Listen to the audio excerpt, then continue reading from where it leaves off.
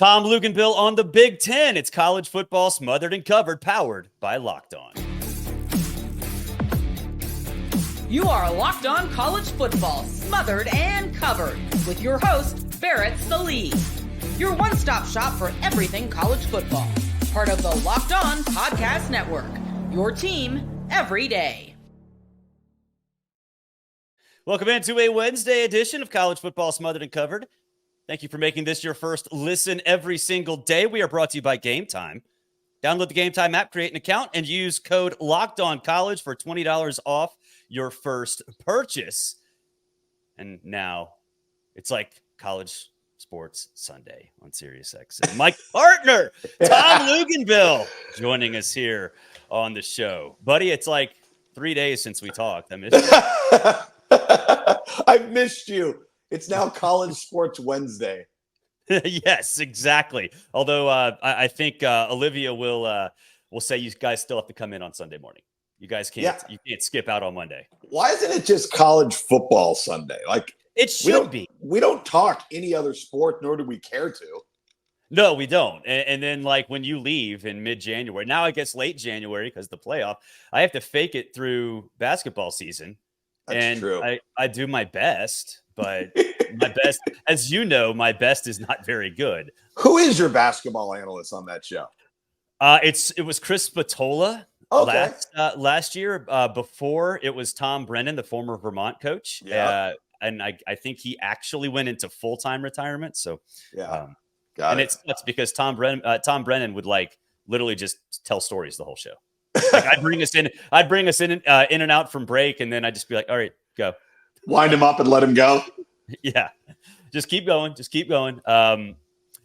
you have the Red Bandana Game this week. So like, I guess first things first, I mean, it's a huge game for Welles and for Boston College.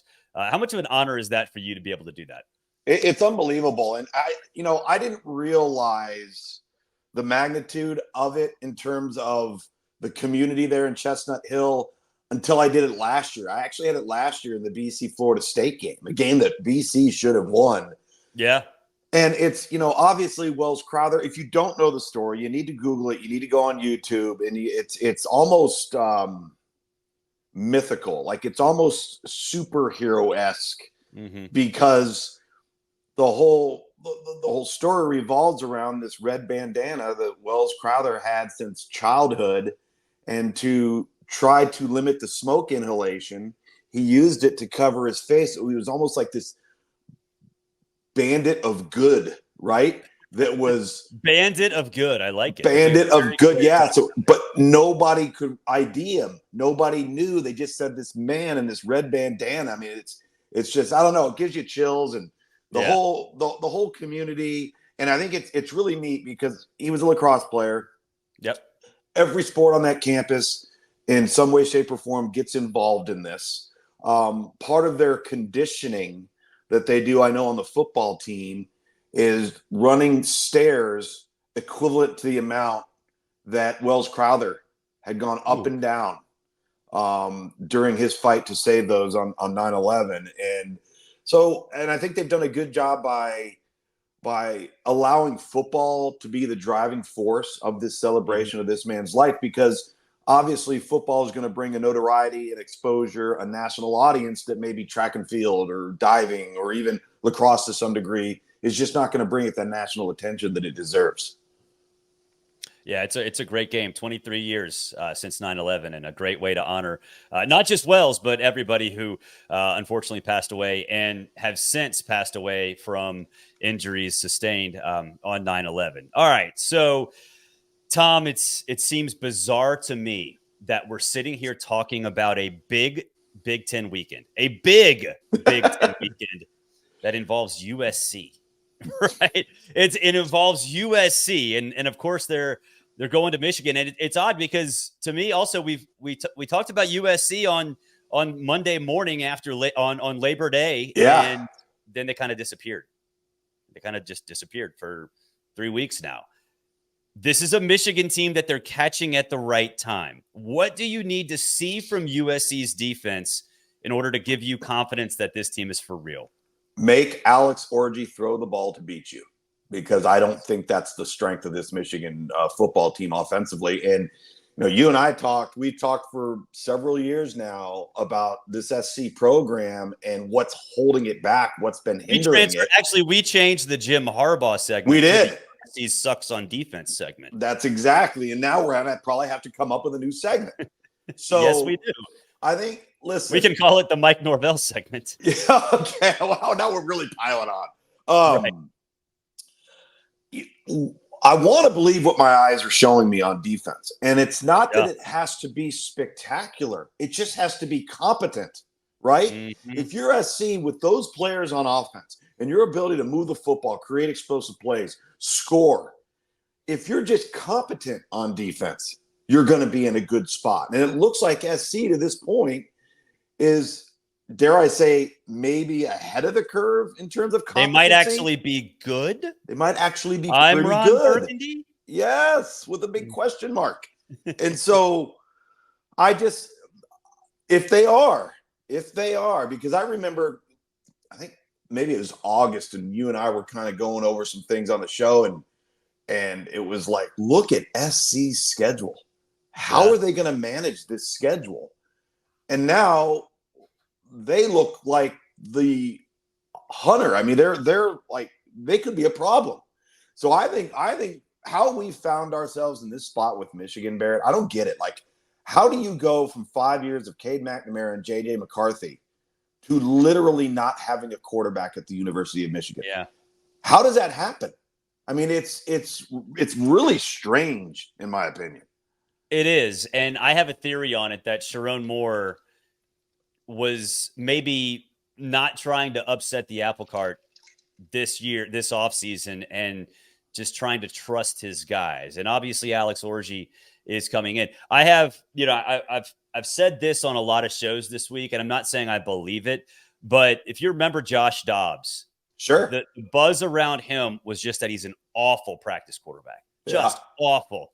And then he comes in and he lights the world on fire in actual games. Yeah. To me, to start Davis Warren tells me that Alex Orji must be a terrible, terrible, terrible practice player.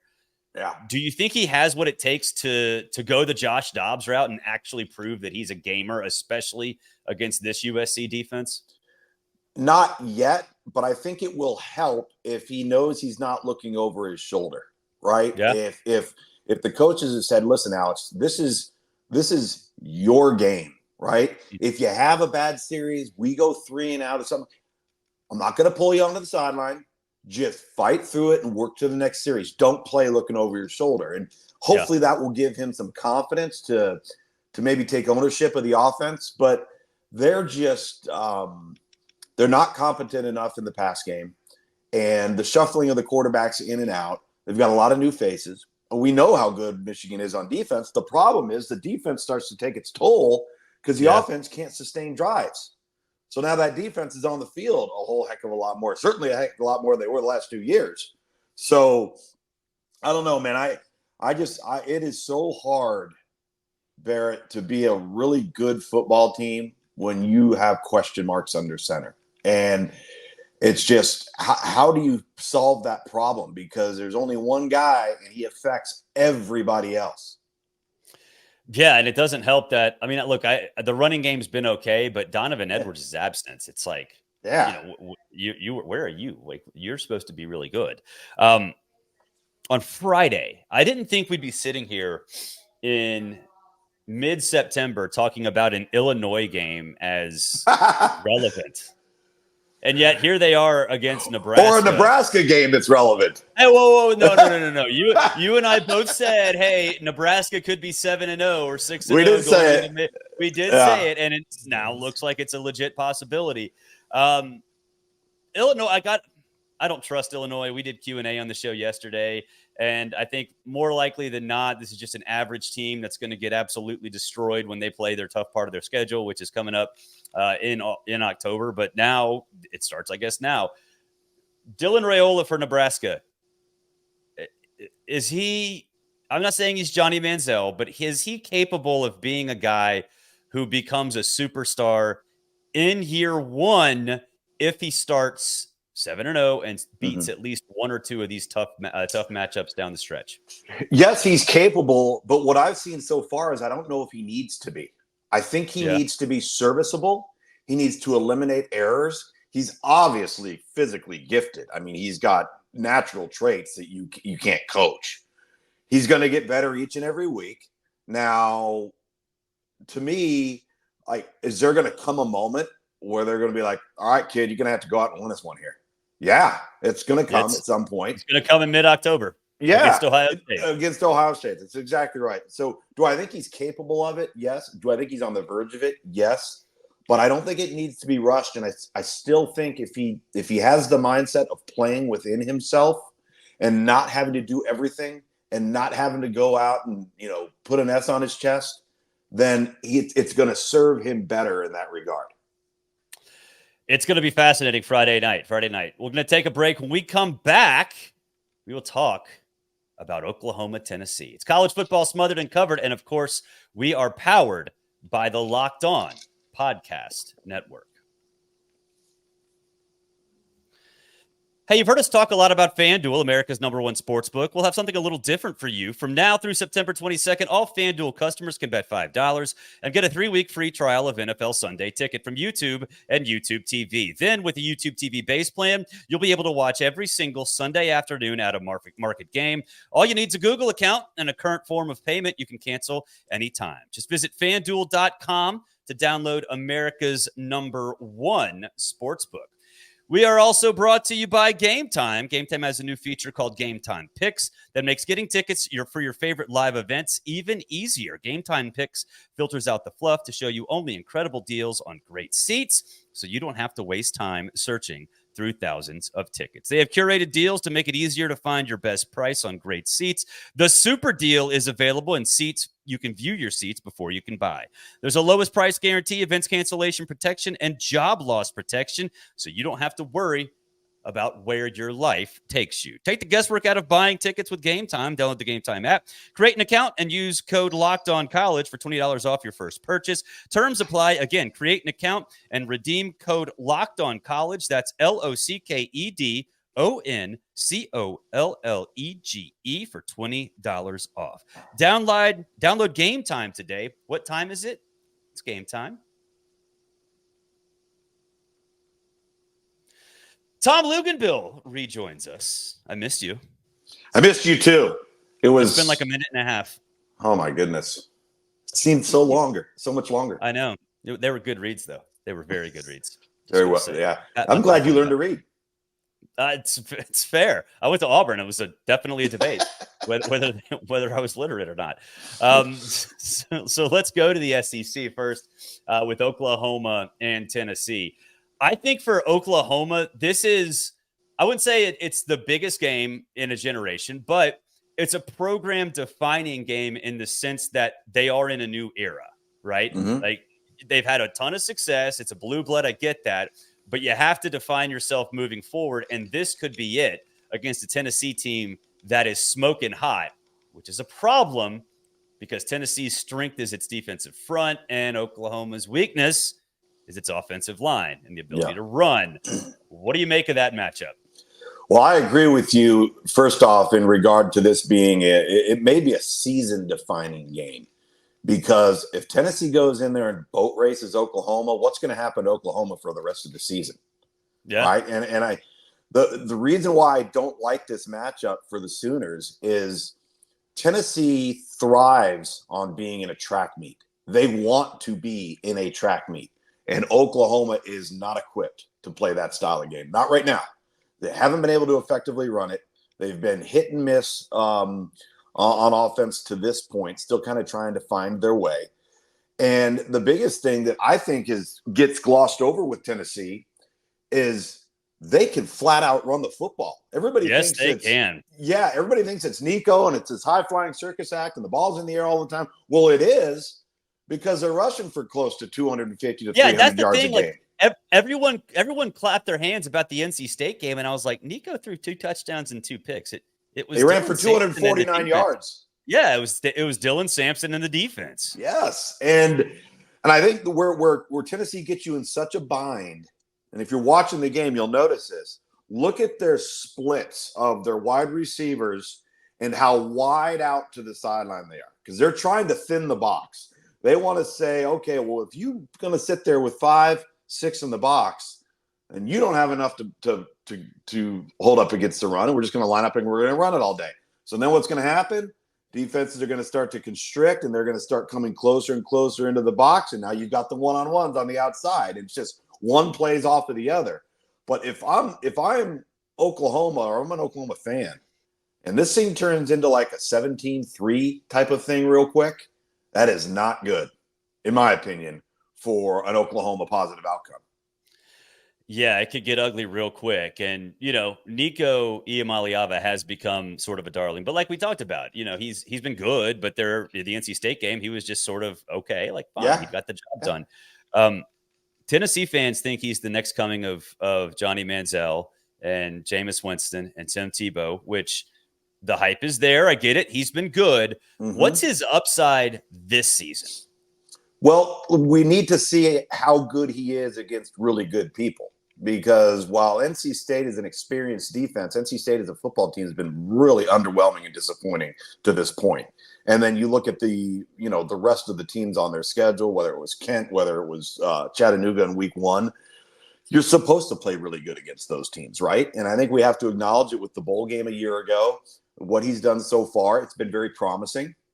But they're going to get into a matchup where they're going to play some good people, and they're going to need him to make some critical plays at critical times. They haven't had to do that. It's a little bit like what we discussed with Dylan Raiola. The moment is coming. I think his upside is through the roof because he's so much more innately accurate than Joe Milton was. So, which to some degree isn't all that hard to do. But I was going to say, he's got an arm. But that's about it. We both have arms too. To me, he looks like a younger Hendon Hooker without Hendon Hooker's experience when he came into the program, right? And so I think that's promising. If you're a Tennessee fan, you should be really excited about that. But you're right. When we talk Tennessee, we're not talking enough about their defense, or we're not talking enough about their run game. And that is something that is problematic. And one of the reasons why I think they're a true college football playoff contender. I really do. I said that yesterday on the show. Yeah, my buddy Greg McElroy made a couple of comments, I think earlier in the week, might have been yesterday, maybe Monday, that he thinks legitimately there could be 5 teams in the college football playoff from the SEC. Now, I said there were before the season. You said, that was okay, how it worked out in my mind. And everybody is kind of saying, well, how could that happen? Well, if you finish 10-2 in that conference, it's easily going to happen. Yeah. I don't think you can do it at 9-3, because I think that's the threshold. I think 10-2 is kind of the national threshold for all conferences involved. But they'll start picking each other off in that conference. But that's not a far-fetched statement. No, it's not. And I think a lot of that actually has to do with the Big Ten. What's the first tier of the Big Ten? If it's just 2 teams, then and everybody else beats themselves up, then I don't think it's far-fetched at all. Let's go to LSU. They play UCLA, obviously a big traditional SEC Big Ten game, because obviously we all expected UCLA to the Big Ten when that contract was signed. Look, that game was so dang sloppy against South Carolina on both sides. It was wildly entertaining, but that was so dang sloppy. Defensively, have you seen what you need to see from LSU, or do you need to see more before buying into them even being relevant in the SEC? No, I think you need to see a lot more from them, particularly when it comes to stopping the run and handling an athletic quarterback. That won't be a problem this week in terms of how the style of play from UCLA, but honestly, if Lenore Sellers doesn't get hurt in that game, I think South Carolina wins that game, regardless of the penalties. Yeah, regardless of the penalties, regardless of the calls, what have you. LSU just does not play disciplined football. They're sloppy, and they get away with it to some degree because they got really good athletes, and they've got some really good football players. But it's going to jump up and bite them at some point. Now, I don't think it's this week. I think UCLA is a bad football team. They're terrible. Absolutely terrible. Yeah, and so I don't think we'll jump. But if you go out and you fiddle around and you allow somebody to stay in it, then you never know what can happen in the second half. But this is a game. I think this is a game that LSU needs to win and win emphatically to make a statement. And if they clean things up, they're going to be a pretty good football team, but not to this point, not from what we've seen so far. It's just too sloppy. It is. Now, one thing that was positive coming out of that game, they couldn't run the ball going in. They still struggled in that game, but Caden Durham going to be a good like player, an absolute freak. And, I think moving forward, Brian Kelly has to give the ball to him more often because, it's kind of like he was reluctant against South Carolina, but when we did see him, he was awesome. And then finally, it seemed like in the fourth quarter, Brian Kelly was like, screw it, just put him in. Well, now they're getting to a point where they have no choice, right? They're running out of bodies, and they're a little bit like Texas in that regard. But yeah, I think he showed glimpses of being. I think what happens is, as a coach, and you're naturally tentative to some degree, you got a true freshman, and you worry about two things: you worry about ball protection and can he pass protect, pass block, right? Yep.